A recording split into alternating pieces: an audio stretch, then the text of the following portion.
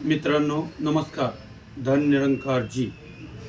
मित्रांनो, आज मला एक सांगायचं आहे की बघा, येताना आपण काही घेऊन आलेलो नाही आणि जाताना पण काही घेऊन जाणार नाही.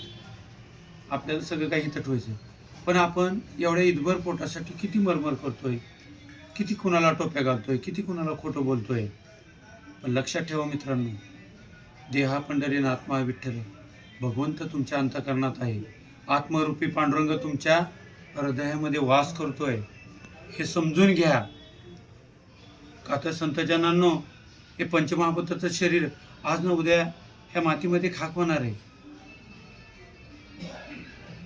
सांगायचं एक आहे मला की आपण सद्गुरूच्या कृपा आशीर्वादाशिवाय तर दास काहीच करू शकत नाही. बघा, सद्गुरूची मोठा आशीर्वाद आहे म्हणून दास ह्या मार्गाला वळलाय.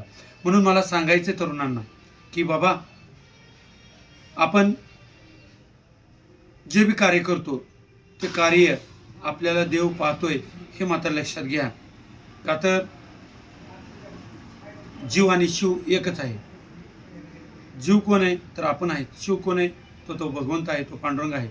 शक्ती एक आहे, अनेक नावाने त्याला आवाज दिला जातो, पण ती जाणून भक्ती करणं गरजेचं आहे. आणि तो प्रत्येकाच्या शरीरामध्ये विराजमान आहे.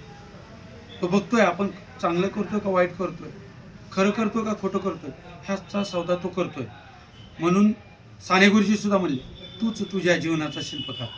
तर या मित्रांनो, जर हा व्हिडिओ तुम्हाला आवडला असेल, लाईक, फॉलो आणि सबस्क्राईब करा.